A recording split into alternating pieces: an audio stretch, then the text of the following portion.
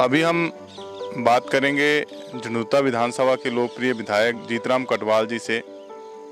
और जहां पे हम अभी खड़े हैं, जिस नगरांव जो आपको पीछे देख रहा होगा पुल, ये पुल और बागछाल पुल के कंप्लीट होने मात्र से ही जो सबसे पिछड़ा क्षेत्र था पूरे बिलासपुर डिस्ट्रिक्ट का, वो सबसे अग्रणीय क्षेत्र एक तरह से बन जाएगा।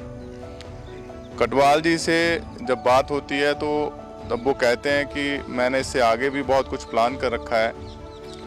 तो वो क्या चीज़ें हैं, तो उसके बारे में एक जो महत्वपूर्ण बात ये बार बार करते हैं वो है टूरिज़्म को लेके। आप देखते होंगे कि टूरिज़्म जो है वो हिमाचल की इकॉनमी का एक बहुत बड़ा कंट्रीब्यूटर है और ये इंडस्ट्री में इतना बड़ा स्कोप है कि इसको अच्छे तरीके से अगर हम व्यवस्थाएं करें तो लोगों को, यहाँ रहने वाले लोगों को, या बाहर से चंडीगढ़, पंजाब या दिल्ली से आने वाले जो टूरिस्ट हैं या श्रद्धालु जो यहाँ से बाबा बालकनाथ, ज्वाला जी या चिंतपूर्णी का उस कांगड़ा की तरफ जाते हैं, ये सभी लोगों को यहाँ पे जब वो गुजरेंगे तो कुछ समय वो यहाँ पे अपने परिवार के साथ बिता पाएँ और अपनी छुट्टियों का आनंद ले पाएँ। उसको लेके माननीय विधायक जी का क्या विज़न है, तो आइए हम उन्हीं से जानते हैं। तो आप बताएं कि ये पुलों का निर्माण तो आप हर महीने अपनी जो रिपोर्ट कार्ड देते हैं और डंके की चोट पे कहते हैं कि 5 साल में वादा किया, 5 साल में ही सारी की सारी चीज़ें आप डिलीवर भी करने वाले हो। तो फिर अगली टर्म में क्या अपने जो विज़न है वो लेके चले हैं कि जनता को जो है वो अब आपसे इतनी उम्मीदें हैं कि एक पूरे के पूरे अति पिछड़े क्षेत्र को आपने अग्रणीय क्षेत्र बना दिया, पूरे ज़िले का ही नहीं, जो हिमाचल के जितने भी अग्रणीय क्षेत्र हैं, जो बॉर्डर क्षेत्र हैं, उनमें से सब में से एक होने वाला ये। तो आपकी क्या योजना है या क्या विज़न है जो आप अपनी जनता के साथ जो है वो साझा करना चाहते हैं इसके लिए? जैसा कि मैंने पहले भी कहा है कि कोटधार क्षेत्र को झंडूता से जोड़ना और कोटधार क्षेत्र को प्लेन श्री नैना देवी वाला जो क्षेत्र है उससे जोड़ना और पंजाब, कीरतपुर और चंडीगढ़ की तरफ इसको एक थॉरोफेयर, एक सदा के लिए एक अच्छा रोड, अच्छा इंफ्रास्ट्रक्चर देना, वो एक महत्वपूर्ण कड़ी थी इस पूरी योजना की। इसका जो इंफ्रास्ट्रक्चर का जो हमारी एक सोच थी और उस सोच को पूरा करने के लिए इन पुलों का निर्माण होने जा रहा है। और इसके साथ ही जैसे कि मैंने कहा कि झंडूता चुनाव क्षेत्र से कीरतपुर की दूरी 60 किलोमीटर कम होगी और हमीरपुर क्षेत्र से हमीरपुर ज़िला वालों को कीरतपुर की दूरी इन पुलों के निर्माण से 40 किलोमीटर कम होगी और कांगड़ा ज़िला वालों को भी 50 किलोमीटर कम होगी।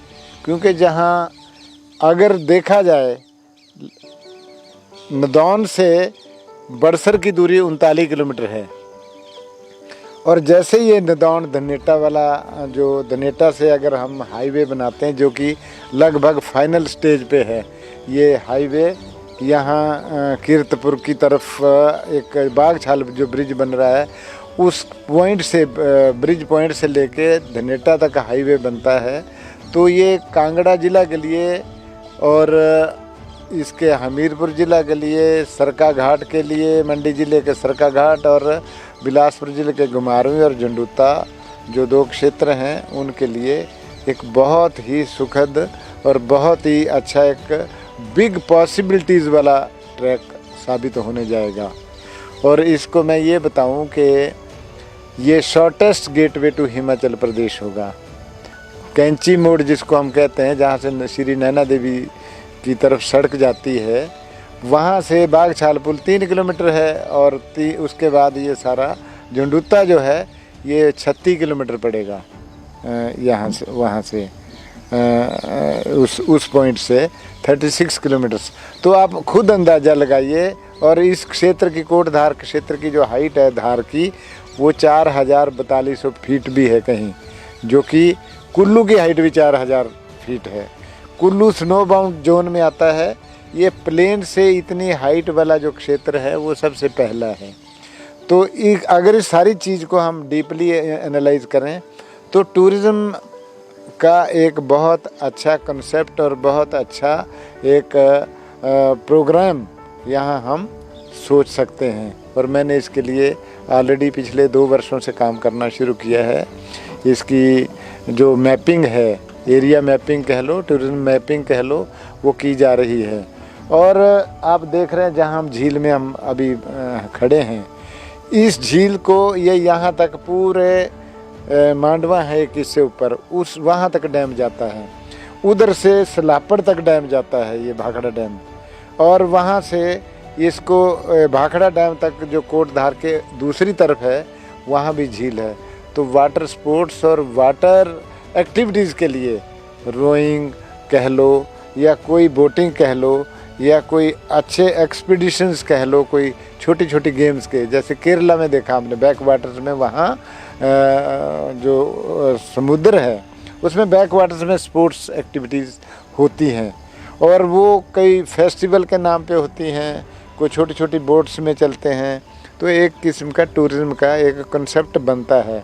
और ये स्टेबल वाटर जो है 7 महीने 6-7 महीने ये पानी हमें अवेलेबल होता है मेजर एरिया में।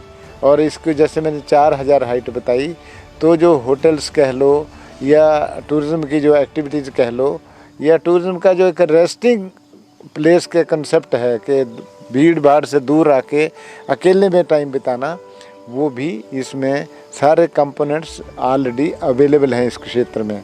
और साथ में जैसे मैं अभी कुछ दिन पहले श्रीनगर गया था, तो वहाँ डल लेक है और उसमें वो चलते हैं, शिकारा चलते हैं, हाउस बोट्स चलते हैं। तो शिकारा तो उस डल लेक का 13 किलोमीटर है वो सारी, और शिकारा एक कंसेप्ट है उस पहाड़ का, उस सभ्यता का। हमारे भी बोटिंग या हमारे भी ट्रांसपोर्ट, भाखड़ा से अगर ट्रांसपोर्ट का कंसेप्ट भी लें तो कंदरौर तक तो हम 8 महीने ट्रांसपोर्ट कर सकते हैं, और वो मात्र 40 किलोमीटर है। और भाखड़ा से वैसे तो 70-80 किलोमीटर बैठेगा, और वो सस्ता भी होगा। वाटर ट्रांसपोर्ट भी एक बहुत बड़ी फैसिलिटी के रूप में, बहुत बड़ी टूरिज्म एक्टिविटी के रूप में, वो भी एक पॉसिबिलिटी हमें बहुत क्लियर और बड़े सस्ते जैसे बड़े एक विजिबल मैनर में दिखती है, हो सकती है। और इसके साथ ही जैसे हाउस बोट्स का कंसेप्ट है, वो एक जगह खड़ी हैं, तो हमारे भी तो ये ऐसे अच्छे हाउस बोट्स कह लो। आप ये देख रहे हैं वो सामने वाला टापू है, वो चारों तरफ से पानी से घिरा है, वो देख रहे हो आप, और इधर देख रहे हो आप, यहाँ भी एक टापू है इसके पीछे। तो इन पे भी कोई एक्टिविटीज़ हम करें कि जैसे डैम है, वाटर बैक वाटर्स हैं, उनमें होटल्स बना दें कोई, और उसको कोई ऐसे आदमी चलाएं जो काम कर सकते हों। इसको ऐसा नहीं कि मात्र बनाना ही है, उसको एक प्रोफेशनल तरीके से अगर हम डील करें तो लोकल्स को भी रोज़गार मिल रही है और लोकल्स को भी इंटरेस्ट भी होगा। आज ये जो मैं इस गांव के व्यक्तियों से बात कर रहा था, तो मैं इनको मजाक में कह रहा था कि आपके गांव का नाम चेंज कर देंगे अब, नंडन गाँव, वो सबसे पिछड़ा वाला कोना। यहाँ कभी गाड़ी नहीं आनी थी, यहाँ कभी गाड़ी आती थी और वो भी कभी बरसात हुई तो बंद। अब यहाँ हाईवे जा रहा है, हाईवे के साथ साथ बड़ी बड़ी वोल्वो, बड़े बड़े टूरिस्ट कुल्लू मनाली वाले भी जाएंगे। और यहाँ से जाते जाते जब देखेंगे, चाहे बाबा बालकनाथ जाएं, चाहे ये श्री नैना देवी की तरफ जाएं, एक बहुत ही फिजिबल एक ट्रैक अवेलेबल हो गया है। और जैसे कुल्लू मनाली जाते हैं, जाओ किसी दूसरे शिमला से जाओ, आओ इधर से प्लेन को जाओ, आपको शॉर्ट ट्रैक भी मिल रहा है। और उसके साथ ही आप हाउस बोट्स का मैं सोचता हूँ कि यहाँ भी होना चाहिए, और यहाँ हो सकता है। यहाँ भी कम गहराई वाले पानी हैं, और हम उसको चाहे 6-8 महीने ही पानी में रहे वो चीज़ हाउस बोट्स, तो हम भी कर सकते हैं। और सबसे बड़ी बात है, हम श्रीनगर जाके हाउस बोट की बात करते हैं, why not at this place.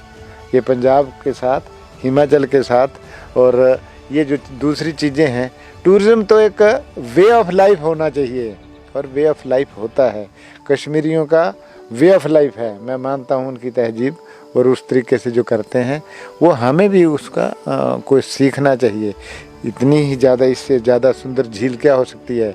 62 kilometre लंबी झील है ये, और इसमें क्यों नहीं सारी एक्टिविटीज़ हो सकती, वाटर स्पोर्ट्स भी हो सकती हैं, और कोई दूसरे और रेजिडेंशियल एक्टिविटीज़ भी हो सकती हैं, ट्रांसपोर्ट एक्टिविटीज़ भी हो सकती हैं। और उस पर मैं सोचता हूँ कि अगले आने वाले 2-4 सालों में मैं इसको कोई लगभग 100-200 करोड़ रुपए का इन्वेस्टमेंट इसमें मैं प्लान पे काम कर रहा हूँ। इंडस्ट्रियल एरिया मेरे बन गया है, शुरू होने वाला है वहाँ काम उसका गेड़वी में। और जब ये यहाँ बागछाल के पास रेलवे लाइन जो है भानुपल्ली बिलासपुर, वो 3 किलोमीटर दूरी पे रेलवे लाइन आ रही है, तो वहाँ एक इंडस्ट्रियल एरिया वहाँ हो। ये सारी चीज़ें जब इकट्ठी हों और पॉलिटिकल प्लस एडमिनिस्ट्रेटिव स्ट्रक्चर ऐसा हो कि उसमें विज़न के साथ साथ प्रायोरिटाइज करें हम, और प्रायोरिटीज़ को इस तरीके से फेस मैनर में, एक दिन में, एक महीने में, एक साल में और 5 साल में कुछ ज़्यादा पॉसिबल नहीं होता। इसको इस तरीके से लें जो बहुत इजी रिटर्न वाली चीज़ें हैं उनको पहले लाएं, एम्प्लॉयमेंट जनरेटिंग रिटर्न एक्टिविटीज़ है उनको पहले लाएं, और फिर बड़ी मेगा प्रोजेक्ट्स में भी चलें। तो कम से कम लोगों को इंट्रोड्यूस तो हो कि यहाँ पॉसिबिलिटीज़ हैं। अभी तक तो हम देख भी नहीं पाए, और मुझे पूरा विश्वास है कि हम आने वाले 4-5 वर्षों में इसमें एक सेट ऑफ टूरिज़्म तैयार करके देंगे। और सरकार का सहयोग भी प्राइवेट एंटरप्राइज वाले जो व्यक्ति हैं वो हज़ारों व्यक्ति तैयार हैं, प्रोवाइडेड के उनको हम फैसिलिटेट करें और अच्छे तरीके से उनकी जो कंट्रीब्यूशन है उसको अंडरस्टैंड करें और उनको एक अपना लें कि ये हमारे आदमी हैं और ये हमारे एरिया की वेल बीइंग को इम्प्रूव करने वाले हैं। तो ऐसा मेरा मानना है, और मैं इसके ऊपर काम भी कर रहा हूँ।